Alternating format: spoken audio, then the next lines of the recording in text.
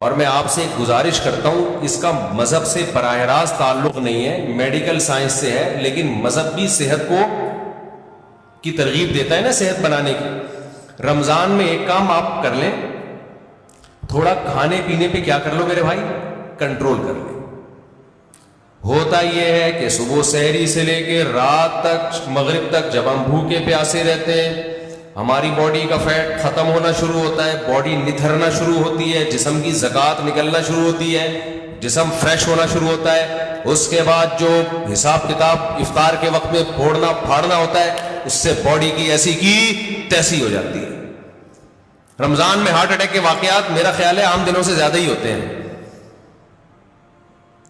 بھائی اللہ میاں نے کھانے کی چھٹی دی ہے، پھوڑنے کی چھٹی؟ کھانے اور پھوڑنے میں کیا ہے؟ بولو، فرق ہے۔ نبی صلی اللہ علیہ وسلم نے فرمایا بدترین برتن جس کو بھرا جائے نا وہ انسان کا پیٹ ہے۔ کوئی برتن فل بھرا ہوا اللہ کو اتنا برا نہیں لگتا جتنا انسان کا پیٹ برا لگتا ہے اللہ کو۔ میں نہیں کہہ رہا کہ حرام ہے زیادہ کھا لیں آپ، حلال حرام کی بات نہیں ہے، ناپسندیدہ شریعت کی نظر میں بہرحال ہے،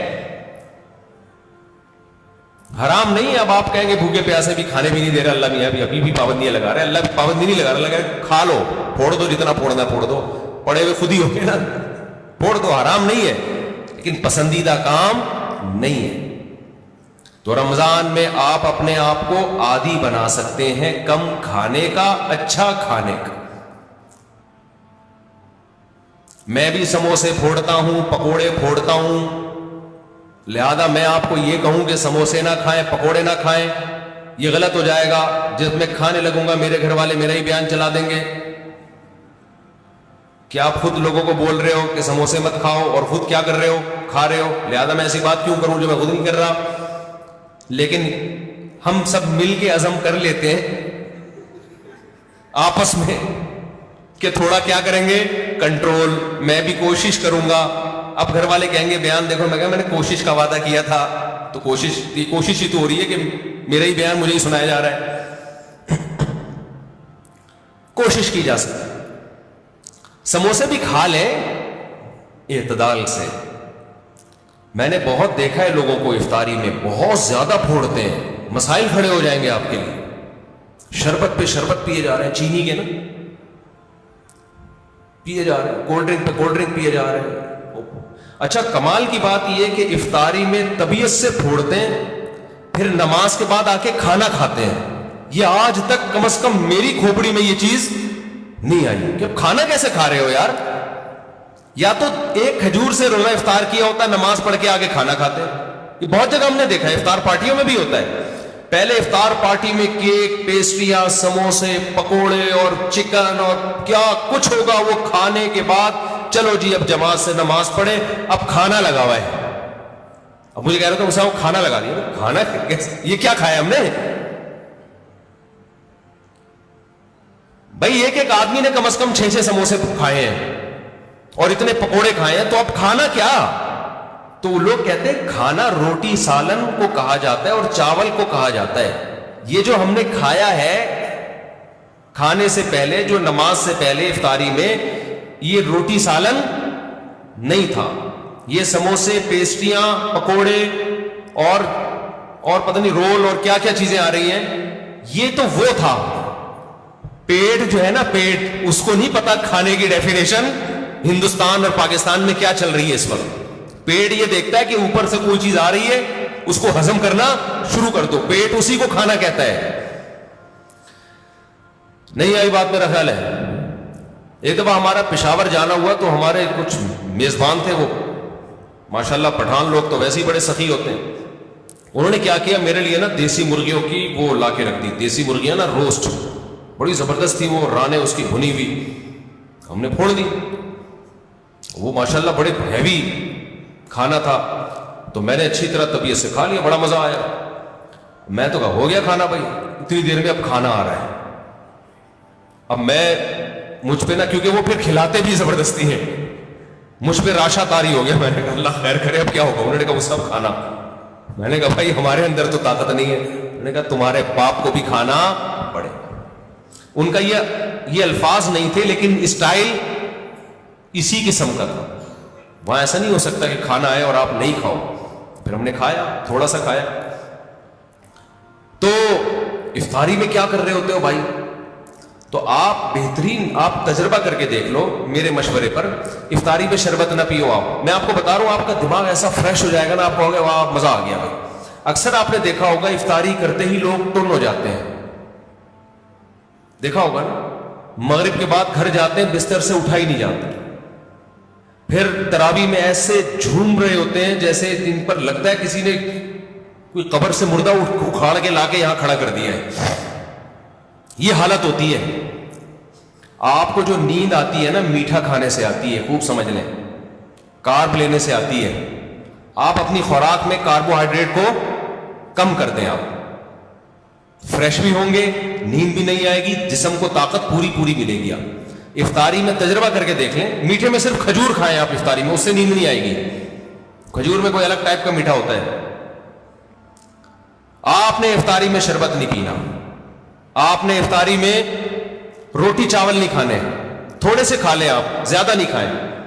کھجور کو فوکس کریں آپ, جو چنے کی چاٹ وغیرہ ہے نا اس کو فوکس کریں, وہ کھائیں, پیٹ بھی بھر جائے گا آپ کا. سفید چنا نہیں آتا اور کالا چنا, اس کی کوئی مزے کی چاٹ یا لوبیا کی چاٹ بنا کے وہ پھوڑ دیں آپ, پیٹ بھی بھرے گا آپ کا. لیمن پی لیں, لیمن, لیمو کا تھوڑا سا, بے شک تھوڑی بہت چینی ڈال, وہ بغیر وہ اس کے پیا نہیں جاتا, شہد ڈال دیں اس میں تو زیادہ اچھا ہے, وہ پی لیں آپ اپنے خرچے پہ. یہ سارے کام اپنے خرچے پہ کرنے ہیں, ایسا نہ مجھے فون کر رہے ہو ہم نے آپ اتنا کچھ انتظام کر لیے ہیں, پیسے بھجوا دیں.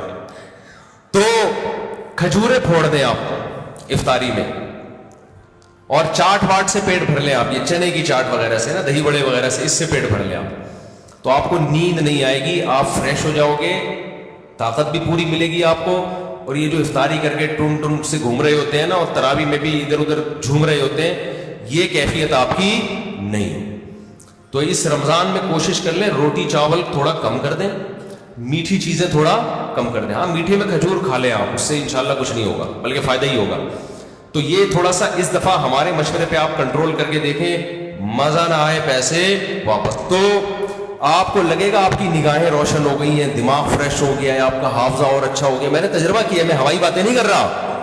روزہ رکھو اور روٹی چاول ذرا کم کھاؤ افطاری میں اور سحری میں بھی, آپ ایسا نتھرنا شروع ہو جاؤ گے, ایسی آنکھوں میں بینائی آپ کی تیز ہو جائے گی, اور ایسی فریش ہو جاؤ گے کہ ہٹو بچوں ہو جائے گا بس. اور کیا کہوں میں, وہ ایک مولوی صاحب تقریر کر رہے تھے نا, نہیں وہ ان کی تقریر سنا رہا میں آپ, تو وقت بھی پورا ہو گیا ہے.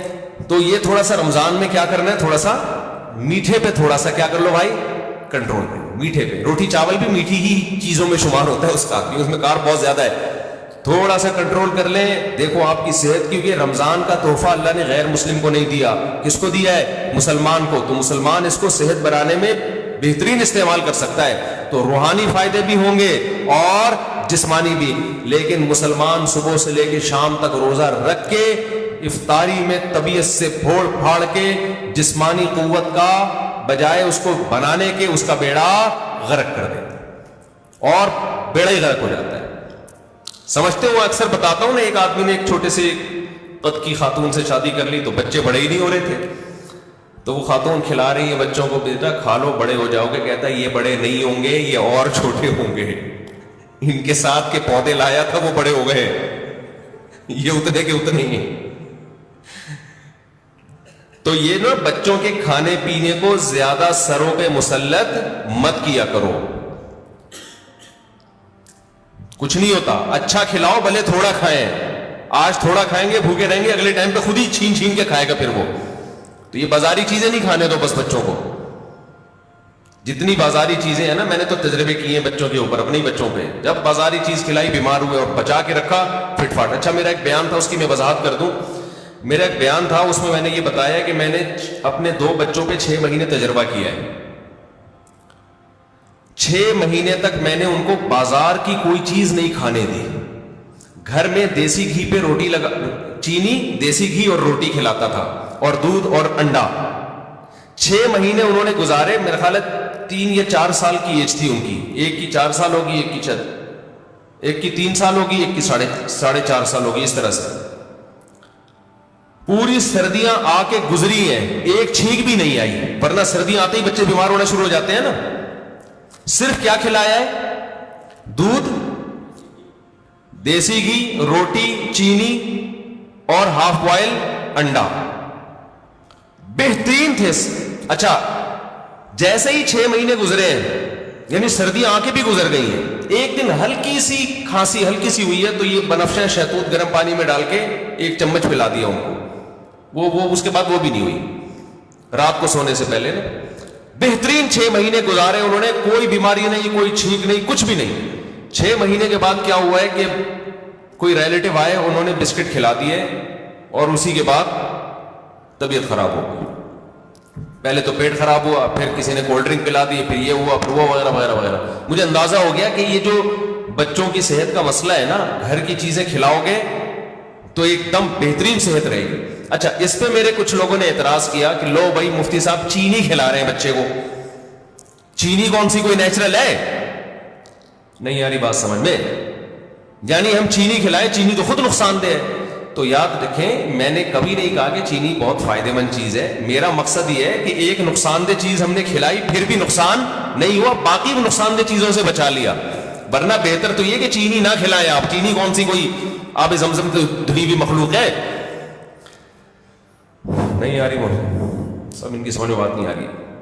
بھائی چینی جو ہے نا، چینی وہ خود بھی کوئی اچھی چیز نہیں ہے، لیکن ایک غلط چیز بھی کھلا دی، 20 غلط چیزوں سے بچا لیا تو بھی اس کی اتنی برکتیں نظر آئی ہیں.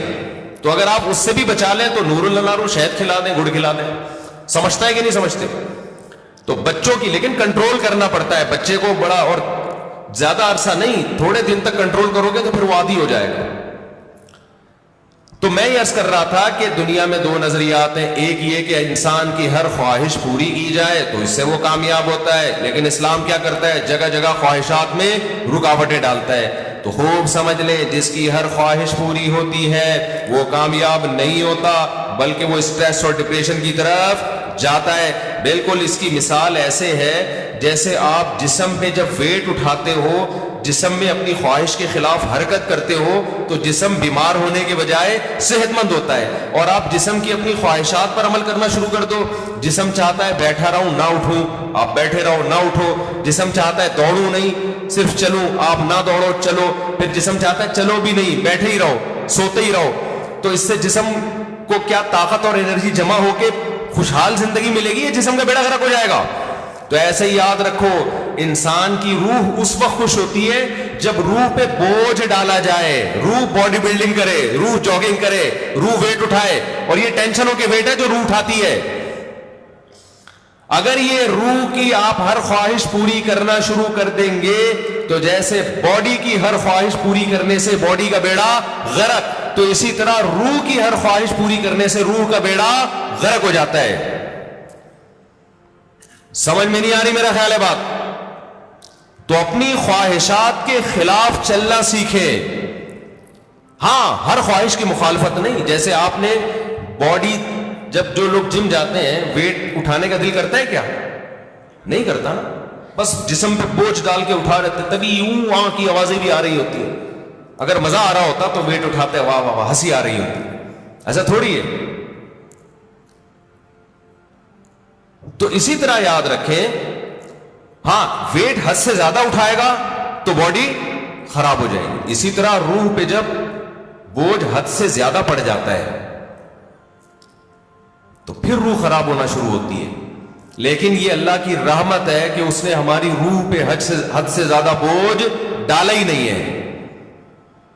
اگر اللہ کہہ دیتا 24 گھنٹے کے روزے رکھو پورے رمضان اور سحری میں صرف 10 منٹ کھانے کی اجازت ہے، 23 گھنٹے 50 منٹ بھوکے رہنا ہے، 10 منٹ کیا کرنا ہے؟ کھانا کھانا ہے، تو شاید یہ ہماری طاقت سے زیادہ بوجھ ہم پہ ڈال دیا جاتا. مرتے پھر بھی نہیں، اتنی جلدی مرتا نہیں آدمی بھوک سے، یاد رکھو.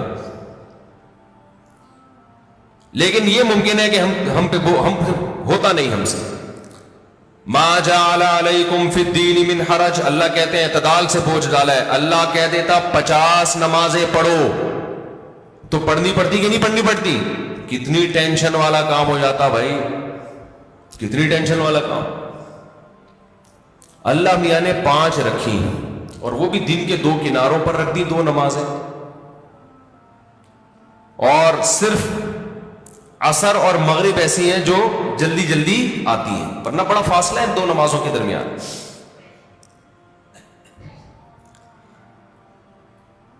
اللہ میاں نے حکم دیا نظر کی حفاظت کرو, لیکن ساتھ میں نکاح کی ترغیب بھی دے دی, تو آسان کر دیا نا. اگر یہ ہوتا کہ عیسائیوں میں پادریوں کی طرح پادریوں کو حکم تھا کہ شادی نہ کرو, جیسے انہوں نے خود بنایا ہوا تھا, ان کے مذہب کا نہیں تھا, لیکن دوسری طرف زنا پر بھی پابندی, تو ڈپریشن میں جاتے کہ نہیں جاتے. اللہ میاں نے کہا بھائی نظر کی حفاظت کرو, اور یہ بھی ہمارے فائدے کے لیے.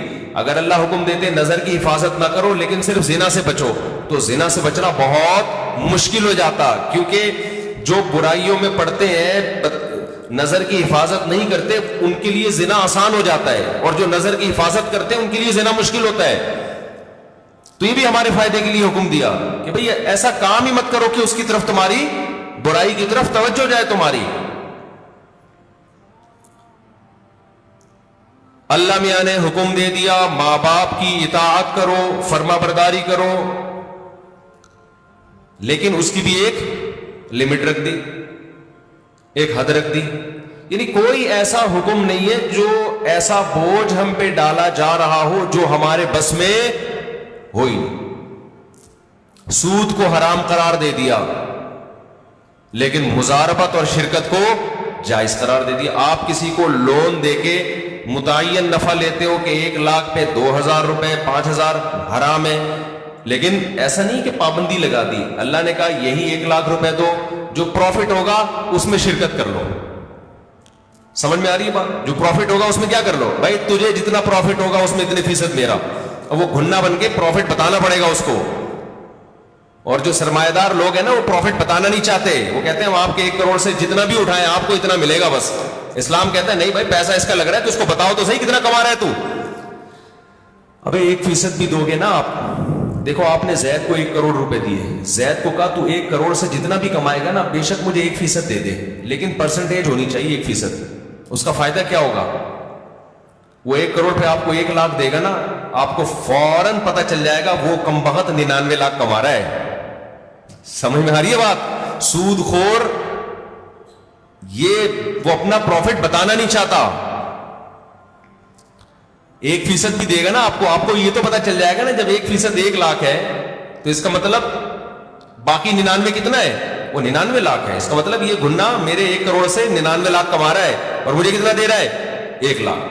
لیکن اگر سودی نظام ہوگا, آپ نے زید کو 1 کروڑ روپے دیے, آپ نے کہا مجھے ہر مہینے 1 لاکھ دے دینا, تو کتنا کما رہا ہے مجھے اس سے غرض نہیں ہے. وہ 1 لاکھ روپے لا کے دے گا, آپ گلے ملیں گے, شکریہ ادا کریں گے کتنا نیک آدمی مجھے 1 لاکھ روپے دے رہا ہے, اور وہ بھی روتے ہوئے دے گا یار کاروبار کا تو بیڑا ہی غرق ہو گیا, لیکن میں تجھ سے وعدہ کیا 1 لاکھ لے لے. آپ کا دل چاہے گا اس غریب کو 2 کروڑ اور دے دوں میں, الو بناتا رہے گا, آپ کو بے وقوف بناتا رہے گا. لیکن اگر پرسنٹیج کے حساب سے ہوگا تو آپ نے جب زید کو 1 کروڑ دیے, آپ لوگ کو سمجھ میں نہیں آ رہا تو بزنس کہاں سے کرو گے جو تمہاری سمجھ میں اتنی باتیں نہیں آ رہی. مجھے لگ رہا ہے آپ کے چہروں سے کہ جو میں کہہ رہا ہوں اوپر سے گزر رہا ہے آپ کو. زید کو آپ نے 1 کروڑ روپے دیے, آپ نے کہا مجھے جتنا پروفٹ ہوگا اس میں 1% چاہیے. وہ 1 لاکھ روپے لے کر آیا تو آپ سمجھ جاؤ گے یہ کم وقت کتنے کما رہا ہے؟ 99 لاکھ. اب اس کو رونے کی اجازت, وہ رونے کا بہانہ نہیں کرے گا, اور آپ کو اس سے مانگو گے بھی کہ جو جتنا پروفٹ ہوا ہے مجھے دکھاؤ تاکہ پتہ چلے کہ یہ واقعی 1% بنتا ہے کہ نہیں بنتا ہے. تو اللہ میاں نے سود پہ پابندی لگائی, مگر تجارت کو اللہ نے حلال قرار دیا. اگر اللہ سود پہ بھی پابندی لگا دیتا, مزاربت پہ بھی, شرکت پہ بھی, تو پھر ہم حرج میں پڑ جاتے, ہم تنگی میں پڑ جاتے, ہمارے لیے کاروبار کے راستے بند ہو جاتے. لیکن اللہ نے ہمارے لیے دین میں تنگی نہیں رکھی بلکہ آسانی رکھی ہے. سمجھتے ہو کہ نہیں سمجھتے ہو؟ تو اسی طرح اللہ میاں نے لیکن بوجھ ڈالا ہے ہمارے اوپر. یہ نہیں کہا کہ بالکل فری سٹائل کی زندگی گزارو گے, کوئی ٹینشن ہی نہیں ہوگی. یہ کامیابی نہیں ہے, ٹینشنیں اٹھانی پڑیں گی. بہت ساری ٹینشنیں لگا دی اللہ میاں, اور اس ٹینشن سے فائدہ کیا ہوتا ہے کہ ہماری روح وزن اٹھاتی ہے, جس سے روح ٹینشن سے بچتی ہے, روح صحت مند ہوتی ہے. اور روح ڈپریشن اور اسٹریس کی طرف جانے سے بچ جاتی ہے.